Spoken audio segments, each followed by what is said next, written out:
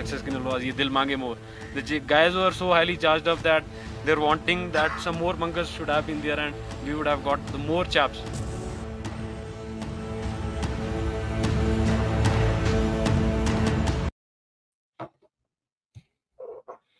Hello friends, welcome to the Career Talkies with Abhilash. Abhi, we have been commemorating 25 years of Kargil Vijay, Operation Vijay, and in this series, I have been fortunate enough to discuss, to engage in conversation of with various people from Kargil war veterans, and that has also given a perspective to understand कि what does millennial understand about Kargil विजय. क्या हमारे आज की युवा पीढ़ी को जो शायद से उस वक्त पे पैदा हुई थी 2000 बॉर्न हो, उनको कारगिल विजय के बारे में क्या पता है. मैं अगर अपनी बात कहूं तो मैं 10th क्लास में था 1999 में. 10th मैंने दे रखी थी और हम उस टाइम पे मुझे याद है वर्ल्ड कप, क्रिकेट का वर्ल्ड कप था 1999 में, मार्च के अराउंड. एंड इंडिया पाकिस्तान का मैच था and this confrontation had started. Flight lieutenant Nachiketa reconnaissance के लिए गए थे और there was a issue which happened that उनका क्राफ्ट गिराया गया and so many things started with the the conflict started. And the motivation of the Indian forces was quite with कि क्या होगा वर्ल्ड कप के मैच का. हम world cup तो नहीं जीते थे हम, लेकिन इंडिया पाकिस्तान मैच जो था इंडिया जीता था and that was a big booster for the Indian armed forces. Lot of mobilization had started happening of Indian army, Indian defense forces. In fact, this was one of the after 1971, this was one of the first conflict or war where Indian Air Force and Indian Army were tactically working together initially. और मैं इतना तो नहीं कहूँगा as a 10th class student, 15 साल का लड़के के हिसाब से जो मुझे याद है, मैं उस तरीके का पर्सपेक्टिव देने की कोशिश कर रहा हूँ. मैं चाहूँगा कि मैं इन्फॉर्मेशन में गलत भी हो सकता हूँ, आप देखें राइट रिसोर्सेस में. बट मुझे इतना जो याद आता है कि आफ्टर द अचानक से फिर अप्रैल एंड मई जून में लड़ाई शुरू हो गई and there were special trains coming from south to going towards Jammu and lot of movement of railway yards में आप फौजी यूनिट्स को देखेंगे और जम्मू की तरफ जाते हुए बहुत सारी फौजी गाड़ियां का लाइन लगा हुआ था. एंड वी नेवर रियलाइज्ड कि वी वर एट वॉर. हमें ये नहीं समझ में आ रहा था. बस एवरी डे शाम को एक ब्रीफिंग आती थी डीडी न्यूज़ में और एक नया न्यूज़ चैनल था एनडीटीवी. अभी आपने वीडियो में भी देखा कि एनडीटीवी की मैडम बरखा दत्त थी जो उस टाइम पे उस फील्ड में जा रही थी. And we were watching first time एक वीडियो फुटेज वॉर का मिल रहा था. आज तक हमने 1971 वॉर ये जो भी वॉर है उनकी स्टोरीज सुनी है. मैक्सिमम बॉर्डर मूवी आई थी जेपी दत्ता साहब की, उसमें हमने उसका विजुअलाइजेशन को इमेजिन किया था. बट इस बार वो फोर्स गन, इस बार हमारे जो भी आर्टिलरी रेजिमेंट्स का जो ये था, क्या टेरेन है, कारगिल, मस्को, द्रास, बटालिक, ये सारे वर्ड्स, ये सारी जगह का नाम अचानक हर जुबान पे था, चाहे वो किसी प्रांत का आदमी हो इस देश का. सोल्जर्स तमिलनाडु से, अंडमान से, केरला से, अरुणाचल प्रदेश से, नागालैंड से, उड़ीसा से, महाराष्ट्र से, गुजरात से, कर्नाटका से, केरला से, आंध्र प्रदेश से, छत्तीसगढ़ से, मध्य प्रदेश से, उत्तर प्रदेश से, हरियाणा से, पंजाब से, हर पार्ट ऑफ इंडिया, बिहार से, हर पार्ट ऑफ इंडिया से सोल्जर्स अपने अपने यूनिट जो भी रेजिमेंट में थे इसके लिए मोबिलाइज होके जे&के की तरफ गए. एंड हमने आज in fact one of my discussion with director military operation of Kargil जिनसे हमने बात की मेजर जनरल अशोक शेरॉन, तो उन्होंने बताया कि how tactically India was ready and how fast they were ready. We understood the part.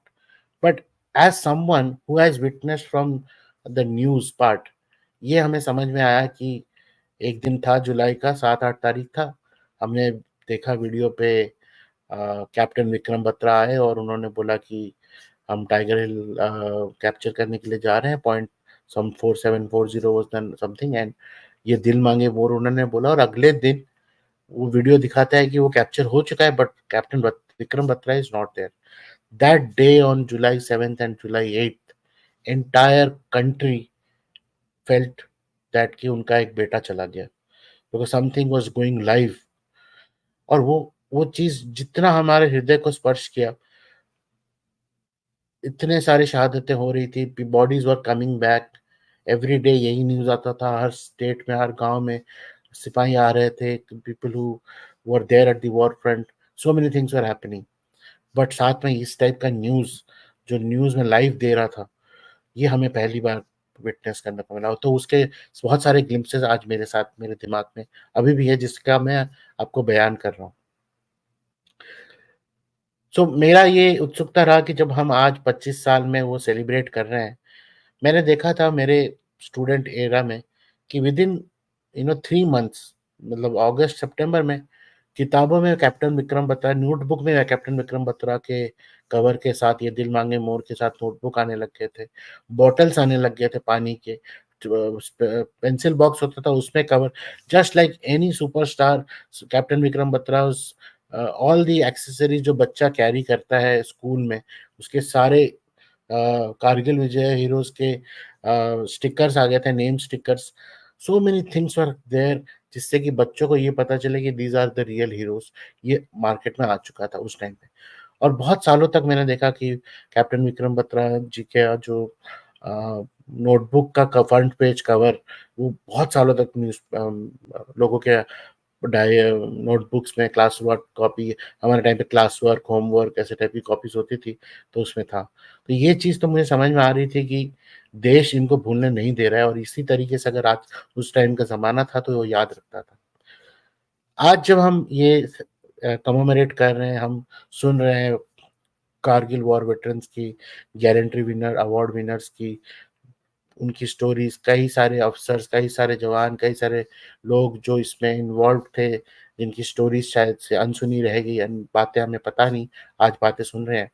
मेरे दिल में ख्याल आया कि क्या आज आज अगर एक लड़का हम उससे बात करें, एक बच्चे से जो उस जमाने में पैदा हुआ है 2000 में, उसके लिए कारगिल वॉर क्या है, तो उस डिस्कशन को आगे लेने के लिए मेरे साथ है मिस्टर अर्पित कौशिक।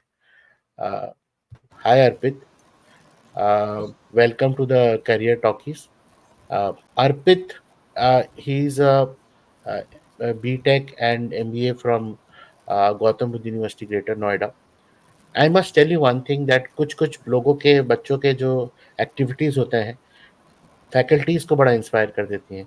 तो ये हमारे सुनने में आया है कि गौतम बुद्ध यूनिवर्सिटी में इन्होंने एक ड्रामा किया था on captain Vikram Batra, and it is considered to be one of the best ever done in the university about the Forge. And his motivation for Forge inspired many of the students to look forward for a career in armed forces. In fact, in my introduction, I would also want to say that he himself is so much dedicated. He will definitely tell about his stories of chasing the dream of being in the olive greens in uniform. He has started today uh, found an organization, Vatsalya Education, where he helps people to guide, mentor towards a career in armed forces, defense services, and police services. That he will tell about his passion. Welcome to our show, Arpit. Thank you for being here. Kindly please let us know your experience, your perspective on 25 years of Kargil Vijay, Operation Vijay. Arpit. Hello, sir. Thank you so much for this amazing introduction and yeah, for this opportunity as well to have myself on your show. और मुझे आपने बात करने का मौका दिया जहाँ पे मैं एक यंग बच्चों का पर्सपेक्टिव आपके साथ शेयर कर पा रहा हूँ।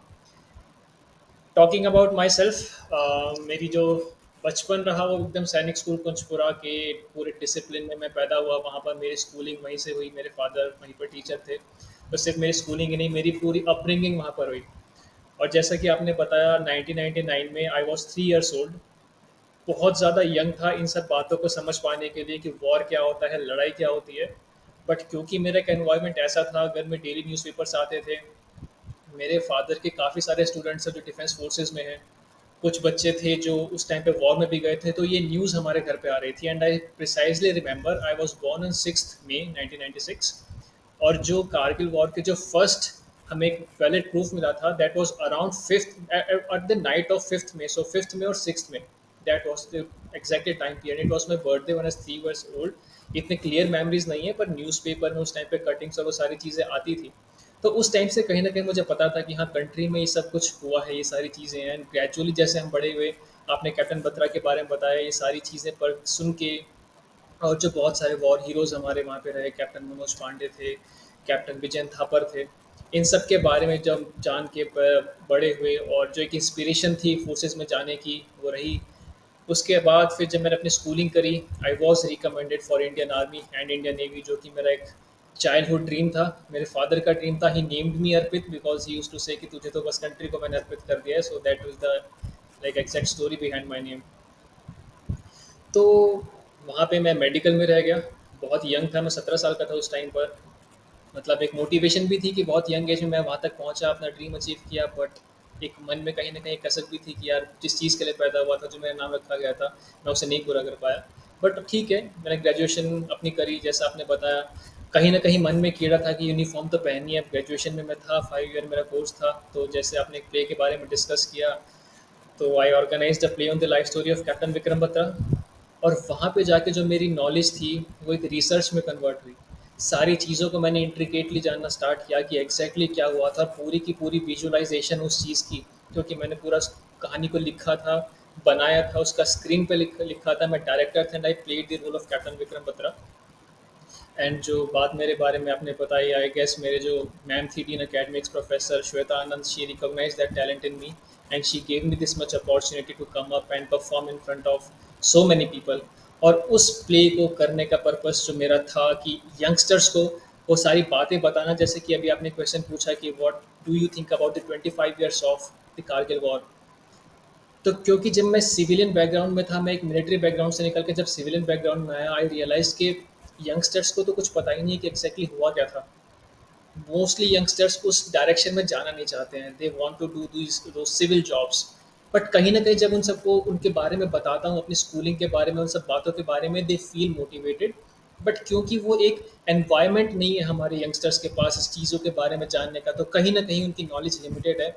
बट लेटली आपके जैसे लोग हैं जो इन शोज़ को कंडक्ट करा रहे हैं, और यंगस्टर्स की नॉलेज बहुत ज़्यादा बढ़ रही है इन चीज़ों के बारे में, तो उस शो मैं को कराने का before we go that side, आप इसका दीवानापन कहें कि पागलपन कहें, मैंने ये भी सुना है आपके बारे में कि आप कैप्टन विक्रम बत्रा के घर ढूंढने चले गए। आप फिर लखनऊ में कैप्टन अनुज नायर के उनके घर भी ढूंढने चले गए। इनफैक्ट बहुत सारे कारगिल वॉर वेटरन्स के लिए आप उनके घर पे डायरेक्टली सर्च करते हुए उनके गांव या उनकी तरफ, व्हाट, मुझे इसके बारे में जानना है, and I want to understand what motivated you, what was that age when you did that, what was the outcome.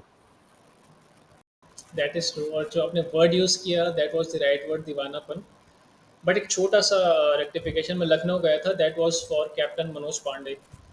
जो मेरा प्ले था कैप्टन विक्रम बत्रा के ऊपर, मेरा मन था, मैंने 3 साल लगा के वो स्क्रिप्ट लिखी थी। जब अपने कॉलेज में फर्स्ट ईयर में आए तो दिमाग में था कि प्ले कराना है, और मेरे को तो वही फोर्सेस का ही समझ में आता है, वही मेरी नॉलेज है, मेरे को वही करना है।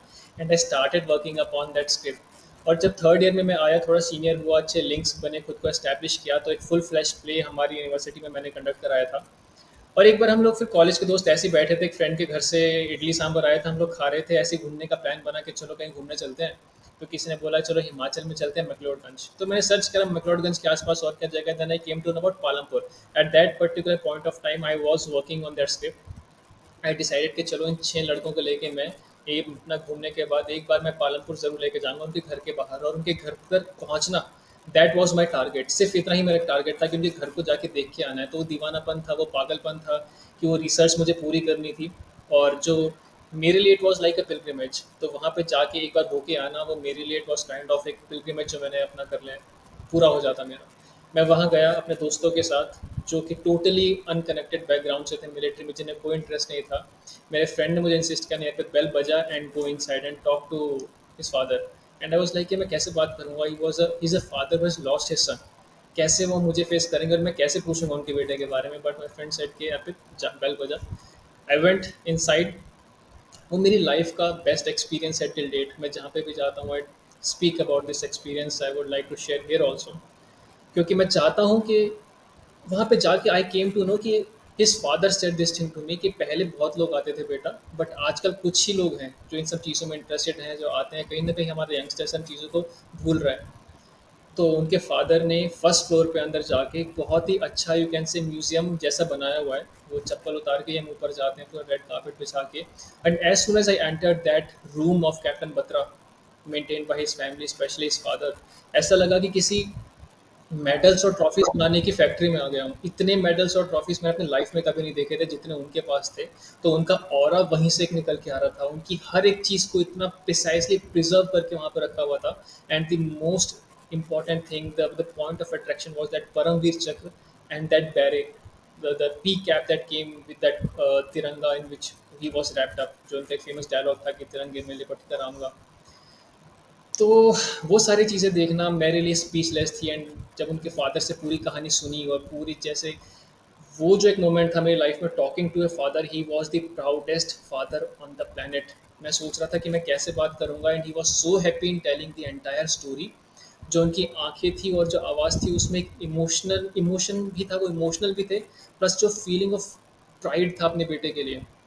On that day I decided कि जो मेरा एक सपना पीछे रह गया था ना, मैं उसे पूरा करना है और अपने दोस्तों को भी मोटिवेट करना है। I want to see this pride, precisely this level of pride in the eyes of my father. And I want कि जो मेरे दोस्त हैं जो यहाँ पर आए हैं, उन वो भी इस चीज़ को एक्सपीरियंस करें। तो ये है कहानी। तो बहुत ज़्यादा बड़ी थी, I won't go into the very details, but उस मोमेंट के बाद मैं कम से कम 1.5-2 घंटे तक स्पीचलेस बैठा रहा। एक नदी के पास जाके हम लोग बैठ गए वहाँ पे, और मेरे पास, मैं कुछ नहीं बात कर सकता था उस टाइम पे, मैं इतना ज़्यादा ब्लैंक हो चुका था। And talking about captain Manoj Pandey, उनकी भी एक जो वेलर की कहानी है, उस he brought the first victory of the Kargil war, और we can say operation Vijay. He study from Sainik school Lucknow, तो थोड़ा सा कनेक्ट कर सकता था। तो इस प्ले के बाद एक और प्ले कराने का मन था मेरा, तो मैं एक बार ऐसे ही उनके सर्च में ऐसे दिमाग में आया, मैं लखनऊ पहुंच गया वहाँ से। बट उनको मैं ट्रेस नहीं कर पाया, because his family resides in a village, और मैं ज़्यादा पता नहीं कर पाया, मेरे पास ज़्यादा इन्फॉर्मेशन थी नहीं, बस मैं पहुँच गया था लखनऊ। तो एज अ यंगस्टर मुझे ये सारी बातें बहुत ज़्यादा मोटिवेट करती थी, और लाइफ में काफ़ी सारे ऐसे मोमेंट्स आए। मैंने एग्जाम्स के लिए प्रिपेयर करा प्रोफेशनल स्फीयर में, जहाँ पे मैं बहुत लो पे था, और मुझे लगता था यार मैं कैसे डील करूँगा इस सिचुएशन से। तो वो जो इन वॉर वेटरन्स का ऑरा है, जो इनकी कहानी है, it's not limited to the war, और it's not limited to the uniform services. But actually में आप अगर उन चीज़ों को जानते हो, आप उसके ऊपर रिसर्च कर सकते हो, पढ़ सकते हो, then you will came to realise कि आप जो अपनी रियल लाइफ प्रॉब्लम्स हैं, जो हमें लगता है कि यार इतनी बड़ी प्रॉब्लम है, कैसे सॉल्व होगी। You see captain Vikram Batra की पूरी, these were the words of his father, की उनकी छाती पूरी फट चुकी थी जब तक वो पीक 4875 पे पहुंचे थे। एंड जो सबसे बड़ी बात थी कि उनके जो सूबेदार थे, जो जूनियर थे उनके साथ, जिनके साथ वहाँ बैठे थे, रघुनाथ जी, उनको आगे जाना था। बट देन ही सेड कि रघुनाथ जी, आपके बाल बच्चे हैं, आप रहने दो, मैं जाता हूँ। And he took this step, that was so mature, I say. और मैच्योर नॉट जस्ट, आई से, सिंपल, एक तो हम जैसे एक नॉर्मल कंडीशन में बैठे हैं, एक मेच्योरिटी वो होती है, और एक इतने स्ट्रेसफुल सिचुएशन में इतना सोच पाना और एक ऐसा डिसीजन ले पाना, it was a very big thing. And this is what our youngsters should like learn from this war videos. In fact मैं इस पॉइंट पे बोलना चाहूँगा, Kargil was a exhibition of what young minds of India can do.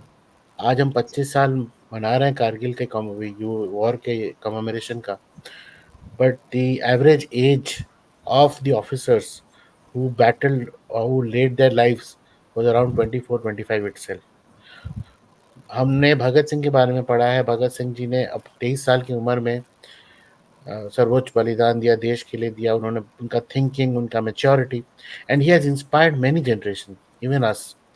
And मुझे ये जो young officers जो straight from academy, straight after joining the their units went straight to the battlefield, जिनका भी नाम हम ले रहे हैं, all of them were about 24, 25, captain Anuj ने 23 ईयर्स, और 25 years captain Vikram Batra. So ये they were all of that as.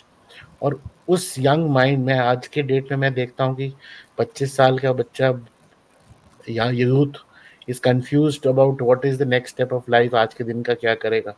But the kind of training the Indian army provides, Indian defence forces provide, वो जो क्विक थिंकिंग, वो जो जज्बा है for which we define India as India, हमारा भारत महान है, दे इनग्रेन्ड इट. इनफैक्ट मैं ये, आपने तो पढ़ा ही होगा कई सारी स्टोरीज में, और इसमें मूवीज भी बनी थी, एलओसी कारगिल बनी थी, लक्ष्य बनी थी. ये एक ही चीज दिखाता है कि it was pure courage of Indian army. वो वहां से पत्थर भी फेंकते तो भी यहाँ पे एक मतलब लॉस था बिकॉज ऑफ द टेरेन. वहां पे they could aim and throw. यहाँ पे उनको opposite to this a height capture करना था, and that too in the night, not in the broad daylight operation. So many things, so many challenges, फिर भी हमने वो मुकाम हासिल किया. Some or other way, the every episode which has happened over there is an inspiration कि जो आज के challenges में हम अपने आप को जूझ के रखते हैं कि ये नहीं हो पाएगा, कि नहीं हो रहा है. And when I think of what would have happened to those young minds, young people, young team of people who were fighting for the country over there in a terrain of J&K, Himalayan or Panjal, और वो जब उसको achieve कर दे रहे थे, उनको वहाँ पे पता नहीं पीठ थपथपाने के लिए भी कोई था कि नहीं था. उनको ये भी नहीं पता था कि how many of the man will come back, but they had the entire enthusiasm. In fact मैं ये चाहूंगा कि in fact I felt like you have been given a bigger purpose to make youth aware about, curious about the Indian defence forces. और आप शायद से उस purpose की तरफ जा रहे हैं. आप उसके लिए अर्पित हैं, मुझे ऐसा लग रहा है, समर्पित है, rather than don't feel about you joining defense or don't get belittled by that thought. मुझे ऐसा फील हुआ while because ये जो फीलिंग है, आपने सैनिक स्कूल में देखो, आपके साथ सैनिक स्कूल में बहुत सारे बच्चे पढ़े भी होंगे. Not everybody would have been able to join forces, but जो इथोस, जो कल्चर और जो थॉट आप लेके आपका अपब्रिंगिंग हुआ है ना, वो आपके साथ ही जाएगा जब आप जाए हुए यहाँ से. If you are there promoting it, you are doing the best thing. And I feel आपका जो वात्सल्य एजुकेशन है, जो इनिशिएटिव है, it is the need of the hour. Because जब तक हम ट्राई नहीं करेंगे ना, आपने कितने तरीके से बोला, 17 ईयर्स में people don't know about NDA exams, boys and girls both can apply. Then what is an SSB? मेरे को लगता है लाइफ में आदमी को एसएसबी एटलीस्ट 3 बार तो जाना ही चाहिए. What is service selection board? Until unless you don't go there, you don't realize why those men wear uniform. क्यों वो काबिल है, और क्यों आप वहाँ नहीं पहुँच पा रहे हो. Until unless you don't know what is OLQs, what is मतलब फौज का वही बात है कि क्या है उनमें अलग जो आप वहाँ पहुँच नहीं पा रहे हो, कैसे आप पहुँचोगे, वो चीज़ वहाँ पे आपको पता चलती है. और ये सब हो रहा है हमारे कंट्री में, एवरी ईयर इट हैपेंस. बहुत सारे यूथ ट्राई भी करते हैं, बट धीरे धीरे because of the urbanization, because of remote work and other cultural things and societal changes, थोड़ी सी जो है इंटरेस्ट लेवल ऐसा हो चुका है कि हमें हमें ऐसा टैग किया जा रहा है कि फौज इज ओनली फॉर गिविंग सर्वोच्च बलिदान. It is not the case. आज हम जितने भी कारगिल वेटरन से मैंने आज अभी तक जो बात की in this session, they are doing wonderful after their careers in the army. during their during their career time they were with the Kargil war, but after that, post that, they retired and they continued to do so many things. वो जो जज्बा है, वो जो attitude of living the life है ना, live life by the day, वो आता है फौज से, वो culture आता है. And in fact, I can see that spirit in you as well. With that, I think I know this. We had a very small conversation, but the format of the show is about a small conversation. Thank you, Arpit. You want to say something more on 25 years of Kargil Vijay? Please, your last words on that. Yeah, thank you so much, sir, for having me on your show. Talking about the 25 years of this Kargil war, I say कि कहीं ना कहीं आज का youth in चीज़ों से disconnect हो रहा है. ऑल दो सोशल मीडिया जैसे जैसे बढ़ रहा है, हमारे यूथ में कहीं ना कहीं इस चीज़ की अवेयरनेस आ रही है, लोग टी शर्ट्स इस चीज़ के लिए प्रमोट कर रहे हैं, वॉन्ट से कि they are just commercial, they are actually doing the good things. But youngsters को सिर्फ जो मिल रहा है उसे कंज्यूम नहीं करना चाहिए, they should dive upon into all these things. ना सिर्फ ये बहुत सारी वॉर्स जो भी ऑपरेशंस कंडक्ट हुए वहाँ पर, चाहे ऑपरेशन मेघदूत रहा हो, ऑपरेशन ऑपरेशन विजय इसको बोला जाता है, कारगिल वॉर तो इसको बाद में नाम दिया गया था।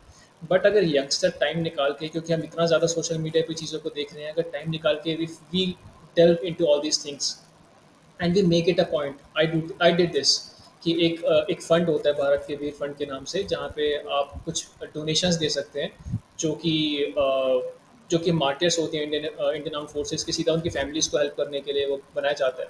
सो if we can make it a point to do such things, and जैसे मैं कहता हूँ कि मेरे लिए पिलग्रिमेज है उनके घर पे जाना, उनसे बात करना, क्योंकि आप कुछ नहीं कर सकते हैं उनके लिए, कुछ नहीं होगा आपके वहाँ पे जाने से, बट उस फैमिली को ये फील होगा कि हाँ, आज 25 साल के बाद भी लोग हमारे बच्चे को, जिसको हमने देश के लिए दे दिया, जिसको हम इतने शान से हमने वर्दी पहनाई थी, स्टार्स लगाए थे एक टाइम पर, और हमने भी सोचा था उसकी शादी होगी, सब कुछ होगा, बच्चे होंगे, हमारी भी फैमिली होगी, जो कि कंट्री के लिए उसने अपनी लाइफ दे दी, लोग उसकी उसको भूले नहीं है, आज भी लोग आ रहे हैं मिलने के लिए, पूछ रहे हैं। So just make it a point, अगर आपके आसपास कहीं पे आपको ऐसा मिलता है, कोई भी फैमिली, क्योंकि मैं तो हरियाणा से बिलोंग करता हूँ, यहाँ से तो इतने ज़्यादा लोग डिफेंस फोर्सेज में जाते हैं, और हम भी बच्चों को इस चीज़ के लिए हेल्प करते हैं, मोटिवेट करते हैं। तो you make it a point कि अगर पता चलता है, just go to that family and pay your homage, pay your respect. Respect is the maximum that you can give to them. हम कुछ नहीं दे सकते, क्या पैसा है, और अपने बच्चे के लिए कोई मटीरियलिस्टिक चीज़ सब कुछ नहीं है, बट जस्ट द वैल्यू कि हाँ, आपने जो किया कंट्री के लिए, we recognise it. And secondly, एक चीज़ मैं यहाँ पे कहना चाहता हूँ कि ऐसा नहीं है कि सभी को डिफेंस में ही जाना है, या जिनका डिफेंस में नहीं हो पाया वो लोग गिव अप कर दे लाइफ में, या वो फ्रस्ट्रेट हो जाए उस चीज़ से। You can always adopt those ethos and values, as you mentioned in the last in your closing remarks, in your life, in your professional sphere, in civil world also। ऐसा नहीं है कि सिविल वर्ल्ड टोटली डिटैच्ड है arm forces से। अगर आप उन values को, इन ethos को अपने अंदर रख के चलेंगे, तो जो भी आप प्रोफेशनली कर रहे हैं या अपने अपनी कंट्री में कर रहे हैं, you can contribute for it. It's not कि आपको फौज में वर्दी पहन के ही सर्व करना। अगर वर्दी पहनने का मौका नहीं भी मिला, तो भी आप ये समझिए कि मैं, मेरी जो ज़िंदगी है वो किसी वॉर से कम नहीं है, और उसको उन्हीं ईथोस और वैल्यूज़ के साथ जीना है मेरे को, जैसे कि ये लोग मुझे इंस्पायर करते हैं और यहाँ पे जीते हैं। And last but not the least, बस एक बात मैं यहाँ पे और बताना चाहूँगा, it's not about showing off about something my self, it actually show off भी नहीं है, it's just a story of 10 year struggle. I told you that I was almost 17 when I was first recommended for the arm forces, और कहीं ना कहीं मेरे दिमाग में ये चीज़ थी कि मुझे जाना है। और जब मैं कॉलेज में गया, आई सॉ कि ये जो मेरे बैचमेट्स थे, वो सब स्टार्स लग रहे हैं, वर्दी पहन रहे हैं, जो कि मेरा भी सपना था एक टाइम पर, मुझे लगता है मेरा अंदर कैलिबर भी था, तो कहीं ना कहीं मेरे अंदर भी बहुत लो पॉइंट आ गए थे लाइफ में। Then I kept on trying. College के बाद फिर CAPF का मैंने एग्ज़ाम दिया, कोविड आ गया, तो उसका रिजल्ट 3 साल में आया, and finally I was selected as an assistant commandant in the central arm police forces. बहुत लेट था, 10 साल की पूरी स्ट्रगल थी। हो सकता तो मैं 17 साल में भी सेट हो जाता, बट जब नहीं था, किस्मत में कुछ चीज़ें नहीं होती हैं, तो वो मिलने के बाद भी, क्योंकि मेरा ऑलरेडी, मैं लोगों को इंस्पायर कर रहा था डिफेंस फोर्सेज में जाने के लिए, I chose to work for the Vatsalya education, जहाँ पे मैं ना सिर्फ अपने सपने को पूरा करके दूसरों को भी उस चीज़ के लिए हेल्प आउट कर सकता हूँ। तो just don't give up in life. मेरी स्ट्रगल बहुत ज़्यादा लंबी थी, मुझे लगता है कि वो पहले ख़त्म हो सकती थी, बट इट जस्ट कि जब आपकी लाइफ में स्ट्रगल लिखा है, तो आपको करना ही होगा। कैप्टन बत्रा की लाइफ में शायद उतना ही लिखा था जितना जहाँ तक वो पहुँचे, और उतने में भी वो उन लोगों से ज़्यादा कर गए जो उसे 2 गुना या 3 गुना ज़्यादा जी जाते हैं। So it matters ki how you are living your life and what ethos and values are you following. So thank you so much for giving me this opportunity to speak up, sir. Great, Arpit. Thank you so much. And a definitely very, very inspiring story of yours.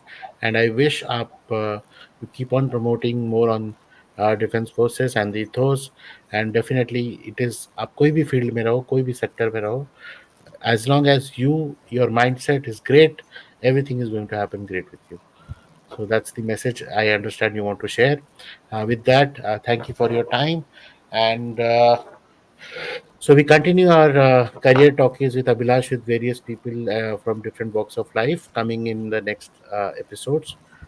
Please share your comment and all the details about how to reach Arpit and his Vatsalya education will be there in the description. You can reach out to him in the YouTube description as mentioned. Thank you, everyone. Thank you very much. Bye bye.